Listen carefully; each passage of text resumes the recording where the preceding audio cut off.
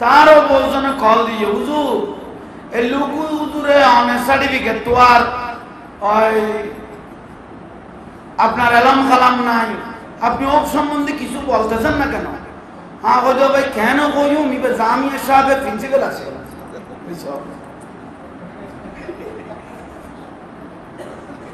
জামিয়া আমাদের হুজুর কৌশল আজম মাইবান্ডারি ওনার বাড়ি এখানে, বাবা শাহ দলাল শাহ বারানের বাড়ি এখানে, বাবা মুসলিমের বাড়ি এখানে, শাহ আমানতের বাড়ি এখানে। এগুলো বলে কি আমরা বুঝি না।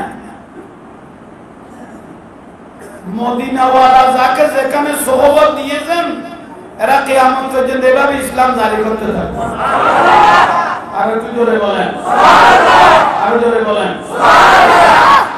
গাউসিয়া কমিটি বাংলাদেশ, এটা হুজুর কাবলা সৈয়দ মোহাম্মদ তৈয়ব শাহ রহমাতুল্লাহ আলাইহি বানাইলেন। গাউসিয়া কমিটি চাইলে তো উনি তৈয়বিয়া কমিটি দিতে পারতেন, গাউসিয়া কমিটি কেন দিলেন? কারণ আওলাদ রাসূল জানেন গাউস, গাউস মানে সাহায্যকারী। গাউস শব্দের অর্থ হলো এটা আওলাদ রাসূলের সৈয়দ মোহাম্মদ তৈয়ব শাহ রহমাতুল্লাহ আলাইহির কলব থেকে জানা হয়ে গেল আমার হুজুর কৌশবাকের নাম যেখানে দেয়া হবে সেখানে আমি তৈয়ব শাহর নাম এমনি এমনি চলে আসবে। জোরে বলেন সুবহানাল্লাহ। আওলাদ রাসূল সৈয়দ মোহাম্মদ তৈয়ব শাহ রহমাতুল্লাহ আলাইহি আমাদের জন্য বড় নিয়ামত।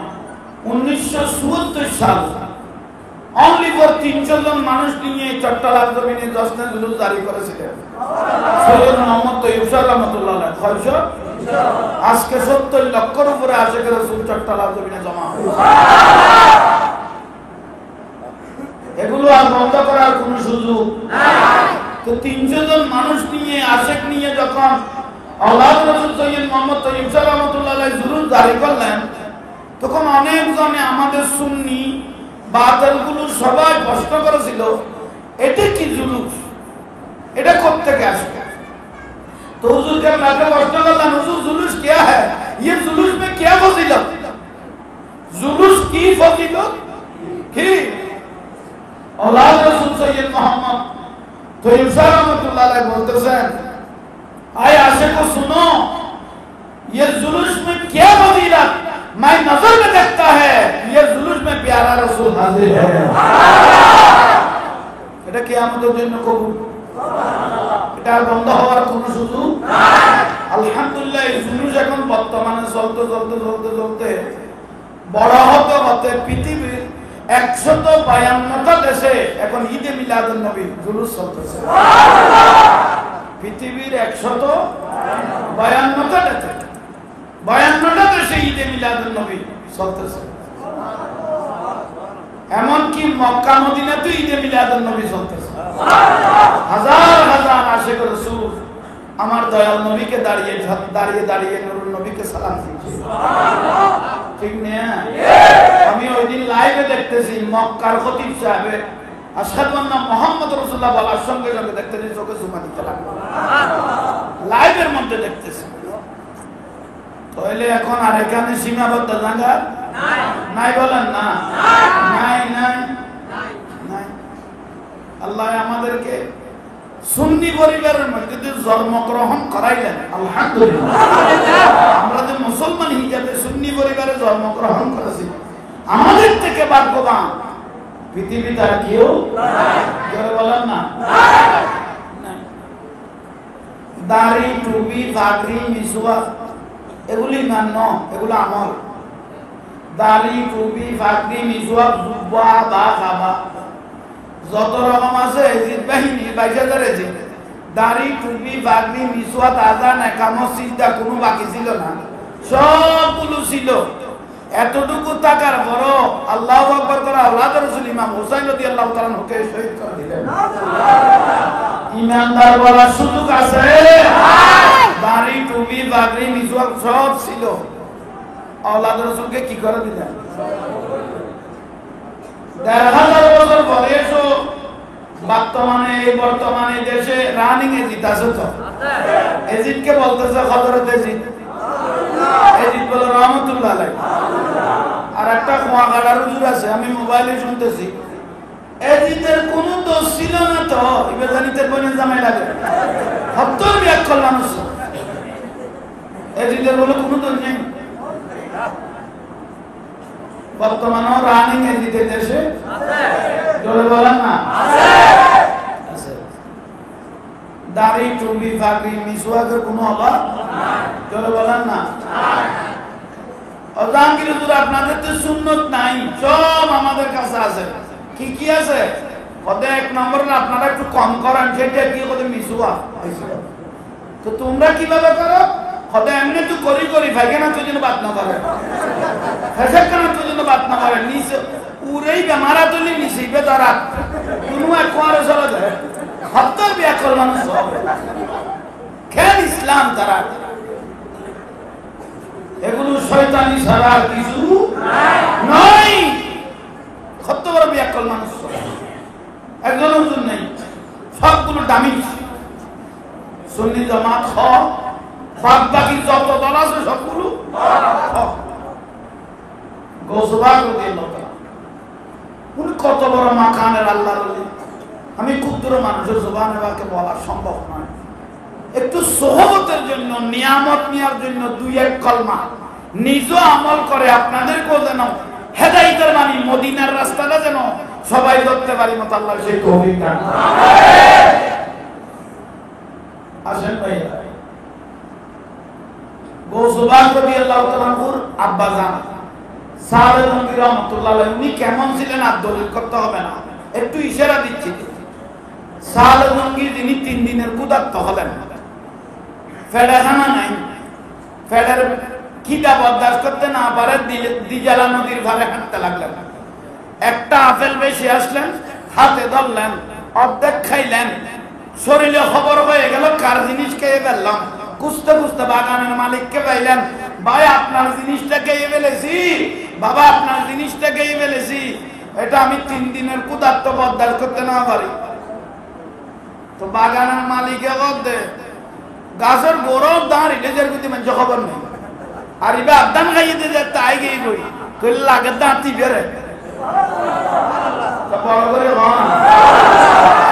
গোড়াও দলে যার প্রতি হবা পাবো এবার আদান খাইয়ে যাতে আই গিয়ে গই তুই লাভ দি বেড়ে বড় করে একদিন না দুদিন না 12 বছর অর্ধেকের জন্য আর 12 না 12 বছর হেসারত দিলেন ওনার নাম সালেহ জঙ্গি রহমাতুল্লাহ এটা হলো গৌসবাগের বাপ মা কেমন ছিলেন উম্মুল খাইর ফাতেমা রাদিয়াল্লাহু তাআলা উনি কেমন ছিলেন এটা গৌসবাগের নানা আব্দুল্লাহ সৌমি রহমাতুল্লাহ আলাইহি বলতেছে আমার ঘরে এমন একটা কন্যা সন্তান আছে চোখে দেখে না কানে শুনে না মুখও বলতে পারে না আবার ল্যাঙ্গাও আসলে কি উনি অন্ধ ছিলেন বাবা ছিলেন ল্যাঙ্গা ছিলেন মানে এই ফাঁ দিয়ে মার্কেটে দূরে নাই এই সব দিয়ে বেগানা পুরুষ থাকে নাই এই মুখ দিয়ে অযথা কথা বলে নাই এরকম একজন নিয়ামত কন্যা সন্তান আমার ঘরে আছে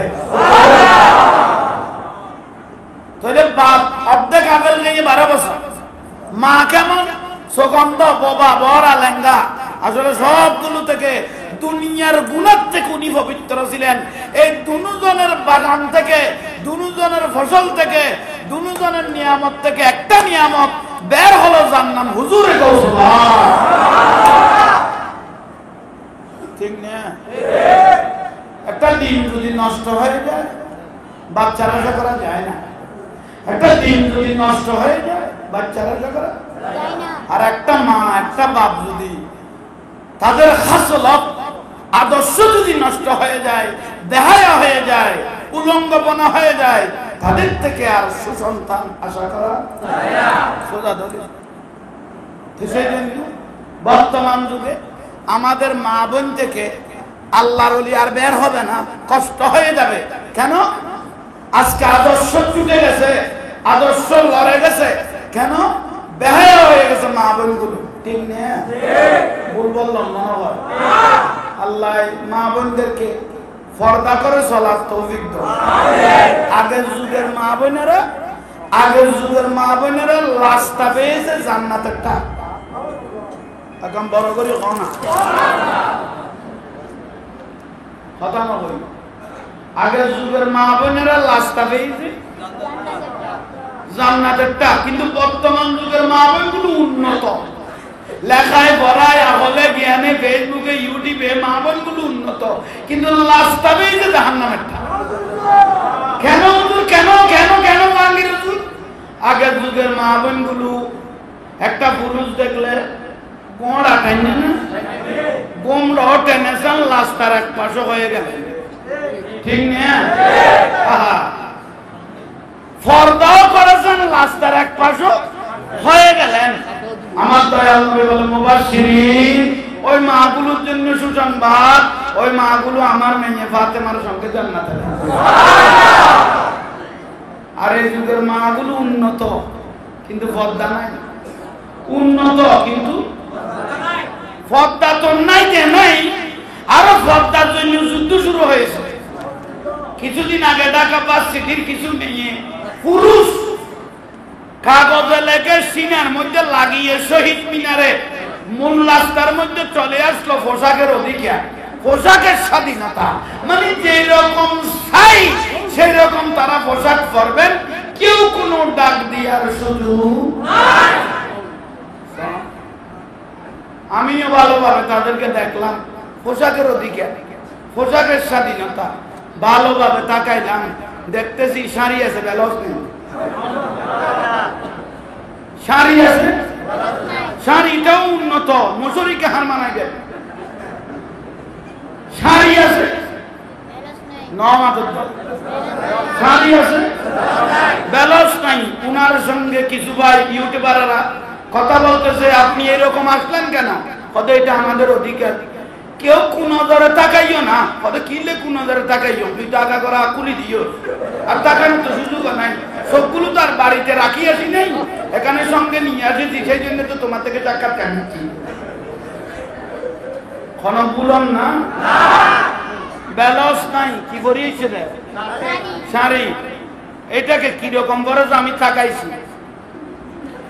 ইয়ানে ধোঁয়া গদে, কি গদে ধোঁয়া, ইয়ান অপেন ফিটিয়েন দে, তার লালির বার তুমি বড়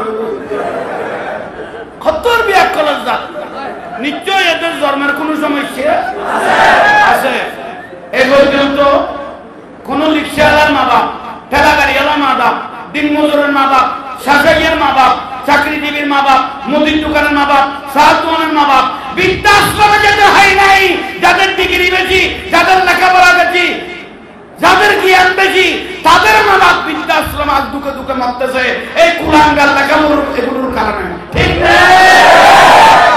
আফসোস, এ পর্যন্ত কোন রিক্সাওয়ালা ঠেলা গাড়িওয়ালার মা বাপ বৃদ্ধাশ্রমে যেতে হয় নাই। এ কুলাঙ্গার এগুলো একটু লেখাপড়া উন্নত হয়ে গেছে, ডিগ্রি পেয়ে গেছে, জামাই বউ দুজন বুদ্ধি শুরু করলেন, আমরা তো দুজন ভার্সিটি লেখাপড়া করেছি, তাই এই পূজ্যপুরীকে আমরা রান্না বান্না করে খাওয়াইতে পারবো না, চলো দুজন একটু সেটেল হয়ে যায়। এ বাপ মা দুনুয়ারে সেটা করে দি, সেটা লাগে বলুন না, কোনো সেটা লাগে বলুন না। আহা আফসোস, হুমা জান্নাতুকা ওয়া নারুকা। আমার রাসূল বলেন, মা বাপ বিয়াস্ত, মা বাপ দোজখ। ইজ্জত করলে জান্নাত পাবেন, বেয়াদবি করেছেন জাহান্নাম, ঠিক না? ওয়া কাদা রাব্বুকা আল্লা তা'বুদু ইল্লা ইয়্যাহু ওয়া বিল ওয়ালিদাইনি ইহসানা। আল্লাহ সুবহানাহু ওয়া তাআলা বলতেছে, আমি আল্লাহর ফরেস্তান তোমাদের মা বাপ, আমি আল্লাহর ফরেস্তান তোমাদের।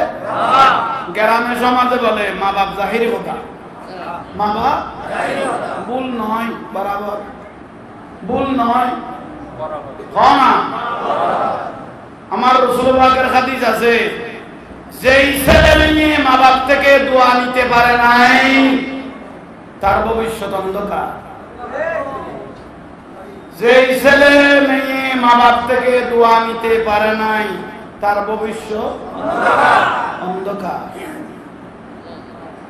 আল্লাহ মা বাপকে সিনার বুঝার শোনার তৌফিক দান করুন, ঠিক না? এখন তো বহু উন্নত, স্যারা বর বালা কদুর ফালান না। দেখি তো নু বাতের কি কই বউরে ভাইও মা বাপ বলি গই দিলে ফজিলত আল্লাহ জামাই আছে তো আছে বাসিটা কবন তো তাহলে এই যে স্বামী স্ত্রী দুজন সবাই বুঝাবুড়ি কি আমরা রান্না বান্না করে খাওয়াইতে পারবো না চল আমরা একটু শহরের দিকে চলে যাই দুজন বাসি ঠিক করেছি তোমার নামাজকে আমি রান্না বান্না করে খাওয়াইতে পারবো না বুঝাবুড়িকে খরটা আছে তো স্বামীও কি করলেন এই অবস্থা যদি হয় বউ যদি এই কথা বলে তখন শরীয়তের ফায়সালায় চলে আসে শরীয়তের ফায়সালা বলে যেই ছেলে যেই বউয়ে শাশুড়িকে বাপকে মাকে খাওয়াইতে অক্ষম ফেলে চলে যাচ্ছে এই মুহূর্তে শরীয়তের ফায়সালা হলো বউকে তালাক দিয়ে মা বাপকে মাথায় নিয়ে ফাঁস হয়ে গেছে ঠিক না কোন বুঝে ঠিক কইলা দেখ আমিন তো 15 লাখ আমিন 20 লাখ 25 লাখ বউ সারিবি কেন নাফা দিবে দিয়ে লোয়া দি ওয়ার্লিং করে দিয়ে দে তো ঠিক কর তো সারিবি কেন আজীবন শুধু মা বাপ লটকাই দিন তুই পুত্রও লটকাইছি বললাম না কিডনিও তো বেশি ভাবি দাস চলা তোর 15 লাখ কি আমি দিতে হয়ে গেল কিডনি সহ বিক্রি করি ভাই বুঝো খালা 8 লাখ তোর 15 লাখ 20 লাখ 25 লাখ দিয়ে আমি দিতে হয়ে গেল শিল্পপতির গুলো 1 কোটি 1.5 কোটি 2 কোটি 5 কোটি টাকা বেতনে কামিন আমি দেখেছি কামিন দিয়েও রক্ষা করতে পারবে না বিবাহ রক্ষা হবে আল্লাহ আল্লাহ রাসূলের দয়ায় বিবাহ রক্ষা হবে আল্লাহ আল্লাহ রাসূলের দয়ায় বড় বড় শিল্পপতির মেয়েরা বিবাহ হয় বড় বড় শিল্পপতির ছেলেদের বিবাহ হয় এই সপ্তাহ যাইতে না যাইতে সামনের মাসে বিবাহ যায় দেখে গেছে কারণ কি মা তুমি চলে যাচ্ছ কেন ওদের স্বামী 3 হইছি স্বামী তো বাবা গো আর সংসার আছে না খামিন 1.5 কোটি 2 কোটি খামিন দিয়ে বিবাহ রক্ষা করতে পারবে না আজীবন ওই কোর্ট বিল্ডিং এ ল্যাপ করতে হবে আল্লাহ আমাদেরকে হকটা বুঝার তৌফিক দান করুন রাগ করলেন মনে হয় না দুইজনের ফসল একজনের নাম সালে জঙ্গির রহমতুল্লাহ আলাইহি একজনের নাম উম্মুল খায়র ফাতেমা রাদিয়াল্লাহু দুজনের ফসল গৌসবাদ রাদিয়াল্লাহু তাআলার একজন ভাই হয়েছিল যার নাম আবু আহমদ আল্লাহ তো যদি ভালো শুনছা হিন্দি দূরত্ব বেশি গিয়ে তোরা ইন্দিরা দিকে খাইলাম সরকার কত বালা কইল সর খারাপ কইল সর ইবে আর উপরে খাইছো খারাপ তোর বাড়িতে ইউরোপ শাশুড় রবু চললে তো অম বিয়ে শাদি করিব না ওদের উপরে তোর ঘর কি হ্যাঁ বিয়ে না করলি তোরা মাইবা দিতাম কেন তোর আর কথা দিয়েন ভাই কোন নয় জিয়ন দরকার দিয়েন হই দরুদ শরীফ পড়ো সালাতু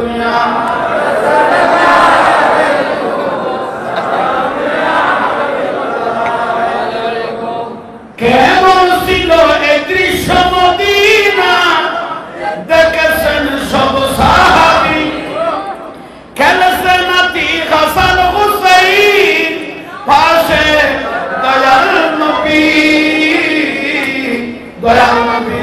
পাক জবানে ডাকছে হাসান শুনিলে কেমন হতো দয়াল নবী কাঁদ মুবারক নাতি হুসাইন দেখিলে কেমন হতো দুনায়ানে রাসূল দেখিলে কেমন হতো জন্ম আমার নবীর যুগে হবে কেমন হতো সারা দুনিয়া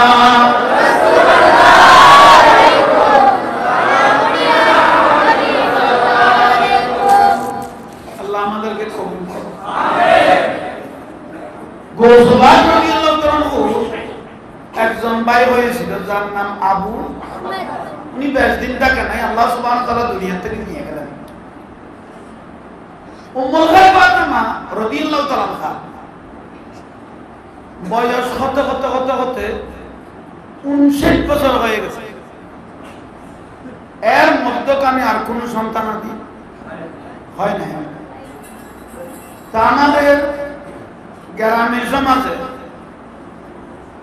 কারো বয়স যদি 59 বছর হয়ে যায়, ওনার থেকে আর সন্তান আদি হয় না। ওনার মৌসুম শেষ। ওনার মৌসুম অবসর হইতে 59 মানি সেটি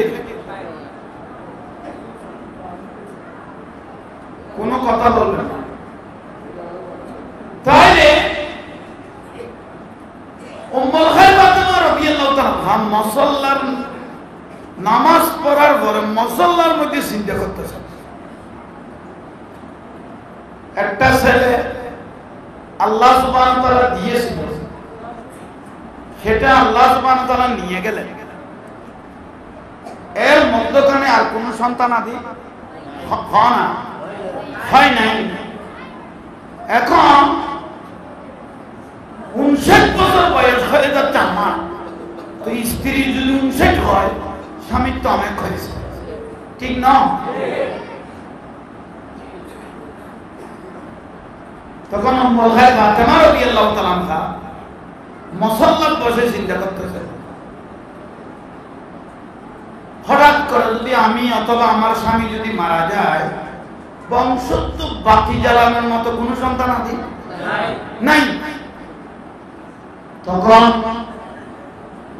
সালেহি রহমাতুল্লাহ আলাইহি স্বামীকে ডাকলেন।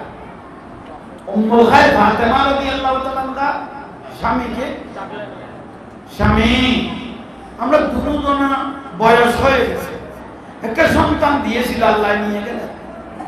এখন হঠাৎ করে দুজনের মধ্যে যদি একজন মারা যায়, বংশের বাতি জ্বালানোর মতো কোন সন্তান আদি সমাজকে দুজন একটা সিদ্ধান্ত নেই, সেটা কি?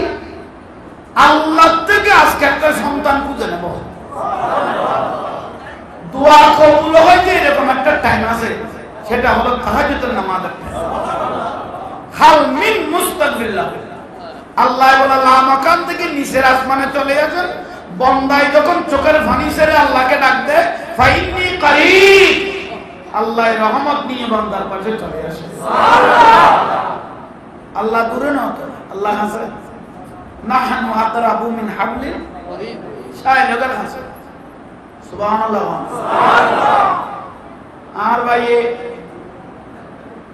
আহমদ রাজাই কিছুক্ষণ হুজুর রেজাই দিয়ে আর বিরুদ্ধে হয়ে তারও বলছেন কল দিয়ে, হুজুর এই লুকু হুজুরে অনেক সার্টিফিকেট তো আর আপনার এলাম খালাম নাই, আপনি ওর সম্বন্ধে কিছু বলতেছেন না কেন? হ্যাঁ বলছো ভাই কেন বইও নিবে, জামিয়া সাহেবের প্রিন্সিপাল আছে,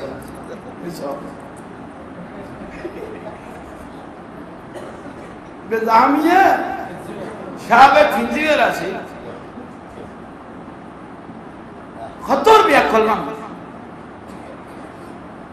ওয়াইসুল করণী রাদিয়াল্লাহু তাআলা সার্টিফিকেট আছে না, এ পর্যন্ত কোন সাহাবী হলো তো কামেলের সার্টিফিকেট লইলে গুরকে না। আল্লাহ ওনারে হিংসা তো আল্লাহ হেফাজত করো, আমিন। আর ভাই আহমদ রাজা হইলে বসন্তর কথা হই, ওনা স্যারা একবার চাইলে ভূমি করতে করতে আর একবার চাই করো, একবার চাইলে আর একবার মানুষ কি করিব। আল্লাহ এগুলো থেকে আমাদেরকে, এই হিংসুকগুলো থেকে আমাদের এই সুন্নি জামাতকে হেফাজত করো, আর একটা বড় করে সুন্নি জামাত হক। পৃথিবীর যে প্রান্তে একজন আশিক রাসূল তাও আমরা ওরা আমাদের মাথার তাজ, ঠিক না? ঠিক না? এই এমন দেশের মধ্যে এমন কত জ্ঞানী, মহাজ্ঞানী, ডক্টর, মাস্টার, ইঞ্জিনিয়ার, মন্ত্রী, প্রধানমন্ত্রী আছে, কাউকে চিনে না। ওই যিনি ছাগল চড়াইতেন, নোট চড়াইতেন, কাপড়ের মধ্যে কয়েক থালি হয়েছে, কিন্তু রসুলের আগের মধ্যে ফানা, যার নাম আশিক রাসূল হযরত ওয়াইসুল করণী রাদিয়াল্লাহু তাআলা, অথচ মহামহা জ্ঞানী আছে, কাউকে চিনে না। ওই বাবা যিনি রসুল পাকের জন্য ফানা হয়ে গেল